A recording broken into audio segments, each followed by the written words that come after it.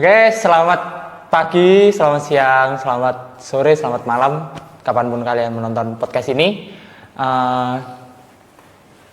Hari ini di podcast kali ini kita akan ngobrol-ngobrol sama seseorang nih, yang bergerak di industri kreatif, utamanya seni tradisional, seni lukis. Yaitu teman saya, Mas Sunu Yoso. Perkenalkan, saya Yoso Dwi Sunu, sering disapa Yoso atau Sunu. Instagramnya Sunu Yoso kalau nanti dicari ya. Mahasiswa AKNP TSP semester 3, sekelasnya Mas Sohmaindar juga. Di sini saya sebagai narasumbernya ya, kebetulan dipercaya mau diwawancara ini. Ya, lanjut. Oke. Kali ini kita mau bahas-bahas soal gimana sih kehidupannya wong nyeni. Iya, wong nyeni. Kita mau bahas-bahas karir beliau. Iya.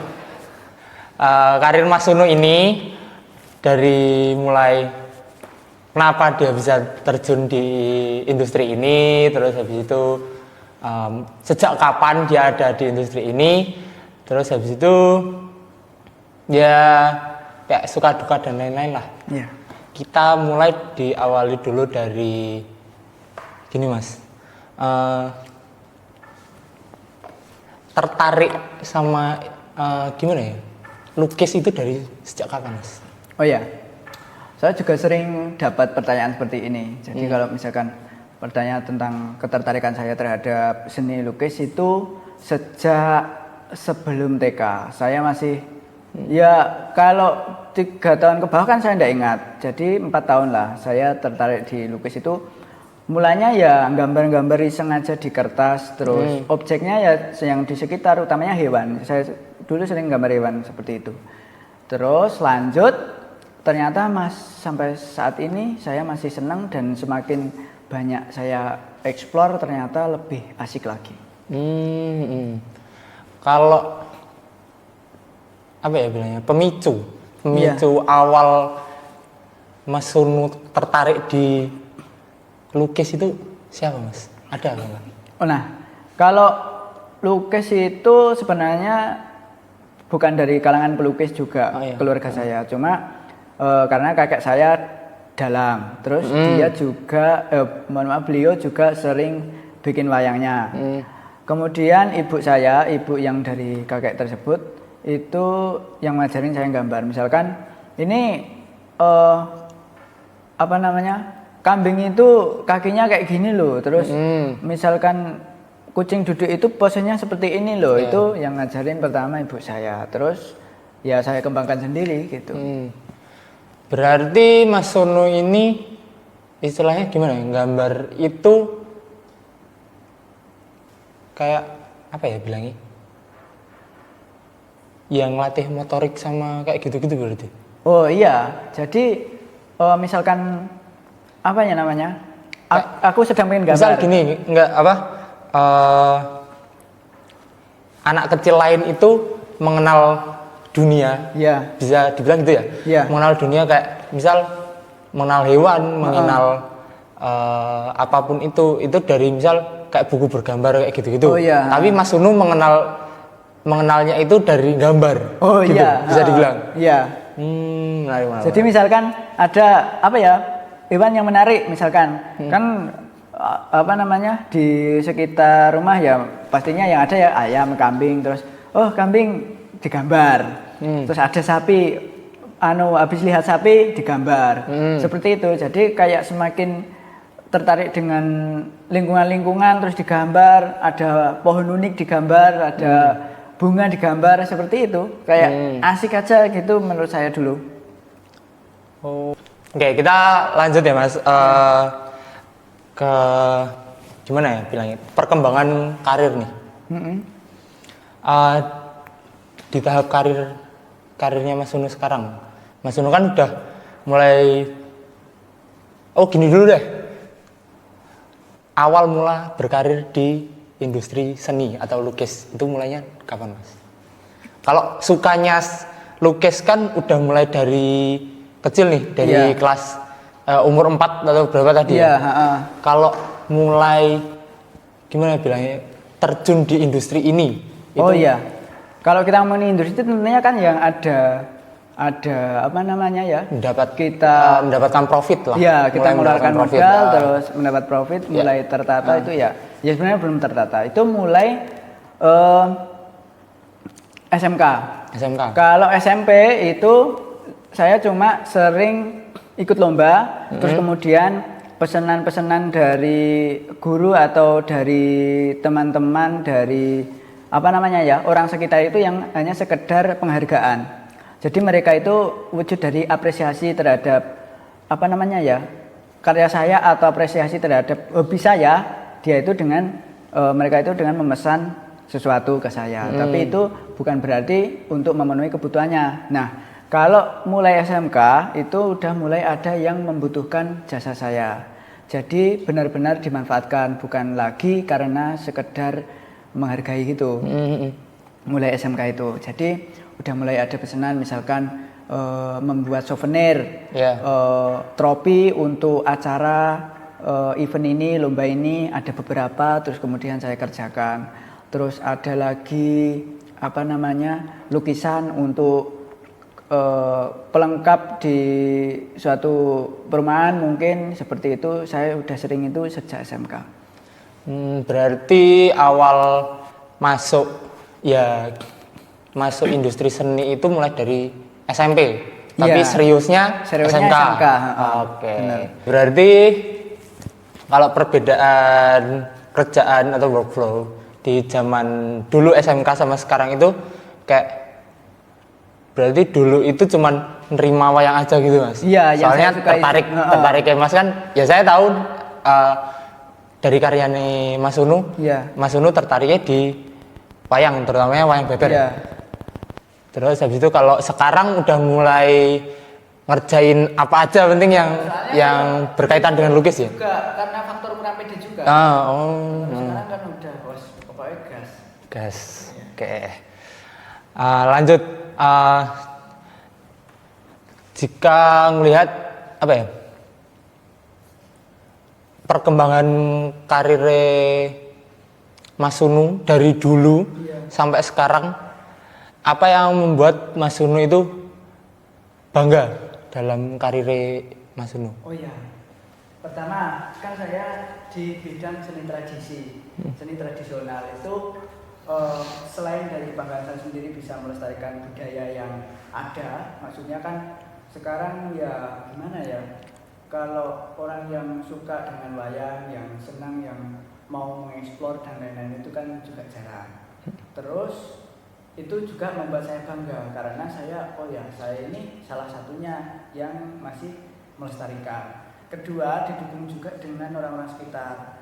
Guru saya sejak SMP, terus dosen-dosen saya di kampus ini, orang tua saya juga itu kayak mendukung, kamu itu ya harusnya gini juga. Maksudnya anak muda itu nggak harus sesuatu yang gimana ya, terlalu mengikuti zaman modern. Mengikuti oke, tapi tidak lupa juga dengan tradisinya. Nah, saya di posisi itu, maksudnya saya masih tetap di seni saya tradisi itu di tengah-tengah ya seperti ini, tren-trennya dan lain-lain. Kalau lukisan mungkin yang banyak diminati, yang realis, tapi saya tetap memilih yang wayang.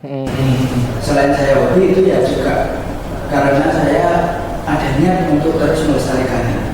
Mungkin bisa itu apa kan tadi cerita kalau kakak itu adalah mungkin tertarik dari situ sekali. Oh iya, kalau wayang emang tertarik dari sini. Oke. Terus kalau masuk ke ini tantangan terbesar dalam karir saya. Oh iya, kalau tantangan terbesar itu malah justru dari diri saya sendiri. Kadang jujur, saya sendiri itu kayak ragu gitu. ini yakin nggak saya mau terus lanjut di sini? Nah, besok itu kalau misalkan ada perubahan zaman ya istilahnya, apakah masih bisa hal seperti ini kita buat untuk terus berjalan, terus gimana ya? Mungkin apakah juga mungkin misalkan karir ini masih tetap dilanjut, mengingat ya kan sekarang perkembangannya juga AI dan lain-lain. Nah, itu juga termasuk tantangannya ya dari diri saya sendiri, pasar aku tersebut seperti itu. Berarti gimana ya? Bilang kalau mau tetap berada di industri, otomatis karena permintaan pasar itu untuk yang ikuti teman-teman, akhirnya masih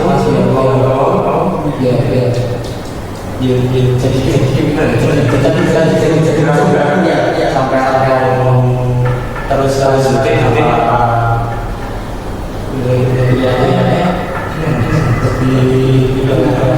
kalau itu sebenarnya saya punya ini dua pilihan sekaligus.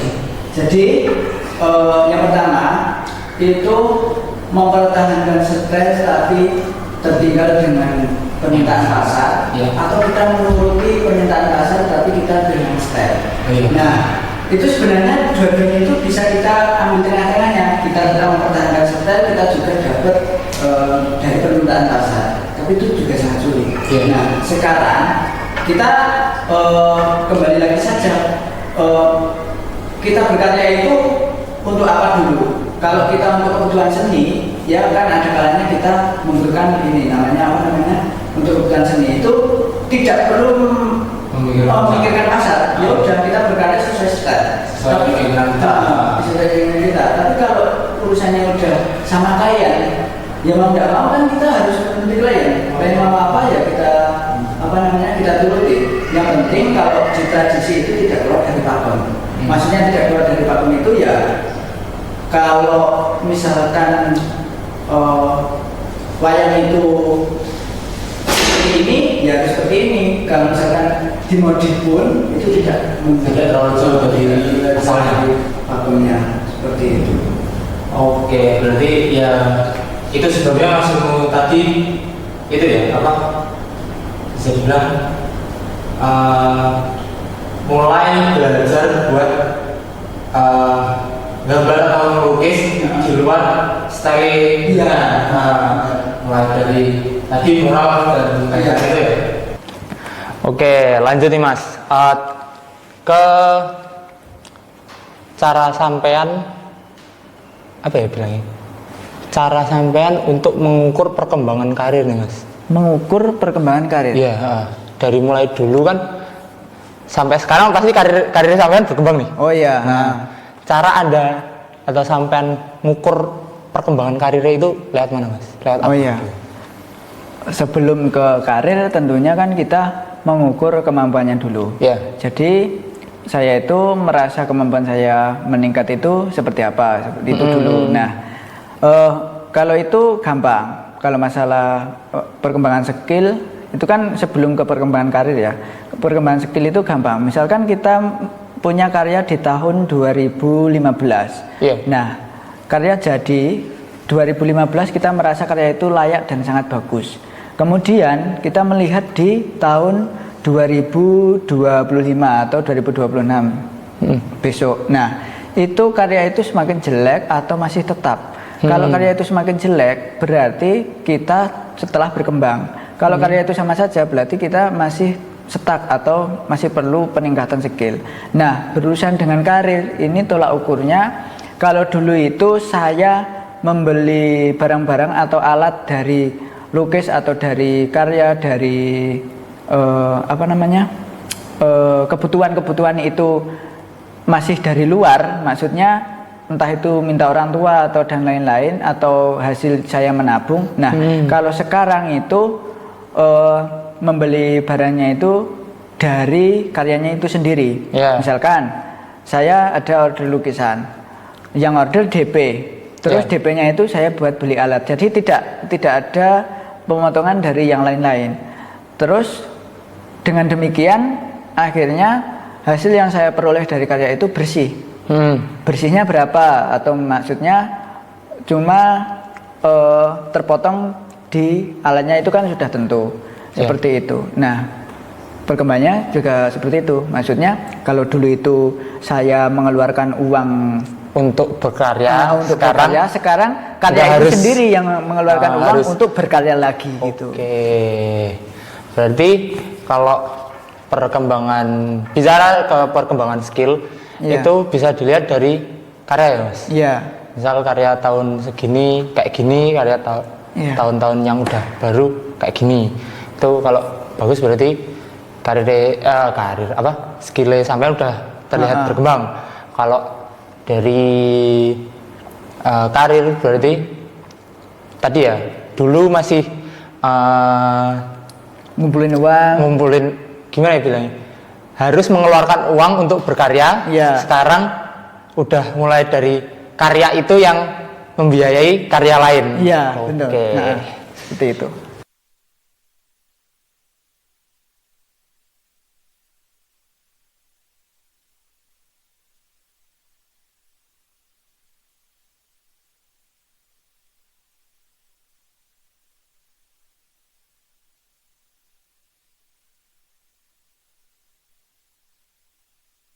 Ya, gimana ya?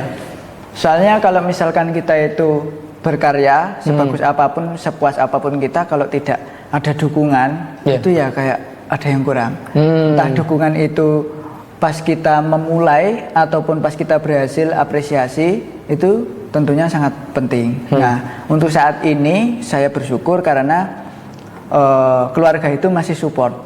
Ini bukan tentang tentang biaya, tentang finansial. Supportnya ya dukungan itu. Kalau misalkan saya mengerjakan karya tidak ada yang mengganggu, itu pun sudah bagi saya sangat support untuk saya. Nah, terus kemudian lingkungan ini tetap ada pro kontra. Misalkan saya ada acara di luar kan ya sering acara pameran dan lain-lain yang di luar. Kemudian pada waktu yang bersamaan ada acara di lingkungan. Nah, otomatis kan ya bingung juga mau milih yang mana, mau memberatkan yang mana. Akhirnya saya memilih yang di luar, yang acara saya sendiri. Yang acara lingkungan saya tinggalkan. Nah, kalaupun ada sanksi sosial misalkan, kok tidak pernah serawung, tidak pernah ini, ya itu urusan belakangan. Yang penting saya kira orang-orang juga tahu kok misalkan saya itu kemana gitu. Ya kalau ngiranya saya cuma main-main ya terserah. Yang penting kalau prinsip saya, kalaupun saya punya pekerjaan itu di luar dan bersamaan itu juga ada acara di lingkungan, terpaksa lingkungan saya tinggalkan karena mungkin ada waktu lagi di besok. Misalkan kerja bakti kan besok juga ada lagi, besok masih bisa. Tapi kalau acara saya sendiri yang tidak bisa saya tinggalkan ya gimana lagi. Ya saya kalau itu saya juga ngalamin sih Mas. Nah, iya kan. Kalau misalkan mau sanksi sosial ya udah gimana ya, udah wajar. Ya enggak apa-apa, enggak masalah. Lanjut nih ke kalau dari teman. Tadi keluarga lingkungan ya. Kalau teman gimana ya? Kalau dari yang saya lihat itu mendukung. Entah itu di belakang kan ya saya enggak tahu. Yang jelas kalau misalkan di komunitas itu masih tetap saling mendukung dalam satu komunitas. Misalkan ya kalau di Pacitan kan untuk seni rupa komunitasnya berupa. Itu juga acara pameran dan lain-lain masih kompak. Dan saya juga masih ada kesempatan untuk berpartisipasi di situ. Artinya kalau dukungan dari teman masih oke menurut saya. Kemudian apa sih Mas targetnya sampean untuk beberapa tahun ke depan? Target atau visi lah bisa dibilang. Untuk beberapa tahun ke depan di perkembangan karir sampean ini. Kalau target ya berhubungan dengan istilahnya supaya saya itu bisa lebih tertata gitu. Nah, jadi gini, kan untuk sementara ini saya punya usaha, terus saya punya skill yang berkaitan dengan itu kan masih gimana istilahnya, belum terstruktur. Misalkan saya ada orderan segini. Nah, itu dalam manajemen keuangan itu udah berantakan. Ada yang harusnya gini terus tidak sesuai, yang penting sekedar buat beli alat, terus yang lain buat jajan dan lain-lain. Nah, untuk rencana ke depan saya akan memperbaiki keuangan itu, manajemennya. Maksudnya kalau misalkan sebulan itu katakanlah ada 5 orderan, yaitu paling tidak pendapatan di 1 bulan itu ada yang tersisa. Terus untuk kedepannya lagi seperti itu. Nah, terus yang berhubungan dengan karyanya ini saya berencana untuk mengadakan pameran tunggal. Jadi mengumpulkan karya sebanyak-banyaknya. Kalau tidak laku tidak masalah, saya tetap berkarya. Nanti kalau ada waktu, ada kesiapan terkait dengan dana, pendanaan, terus karyanya juga sudah siap, waktu sudah siap, akan saya adakan pameran tunggal. Oke, menarik nih buat ditunggu pameran nih. Oke, siap. Terus lanjut nih, ada nggak 1 atau 2 pesan lah buat generasi-generasi muda yang atau generasi baru lah yang ingin ngikutin jejak sampean? Oh iya, kalaupun mau ikutin jejak saya, ya alhamdulillah lah. Itu saja. Terus kemudian gini, kalau misalkan kita itu kan sering kehilangan niat. Niat awal seperti apa itu kan kita kadang lupa. Nawa itu awal mau melestarikan kebudayaan yang ada, endingnya malah yang lain. Nah, seperti itu. Jadi kita mungkin bisa memperbaiki niat kita.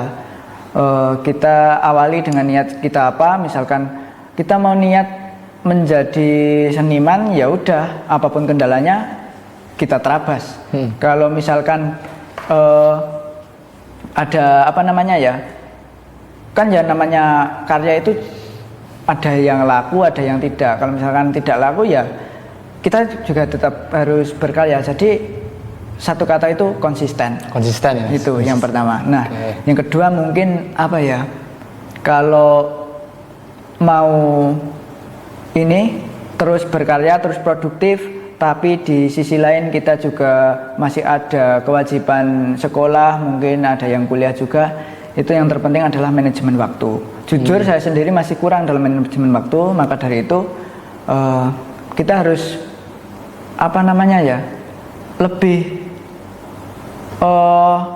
supaya lebih terstruktur gitu. Misalkan kita sering mengerjakan sesuatu sesuai mood. Nah, itu bagaimana caranya kita mengubah setiap waktu menjadi mood, itu aja.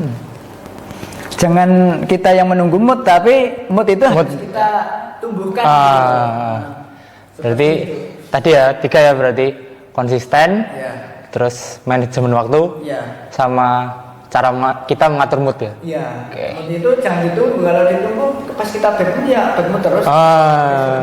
Makanya ya bagaimana caranya kita harus membangun mood itu kembali lagi.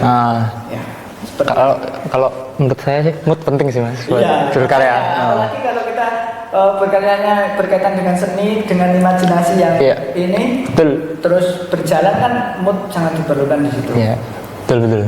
Saya juga ngerasa sih Mas, kalau yang mood itu paling menarik. Oke, sekian podcast kita pada sore hari ini.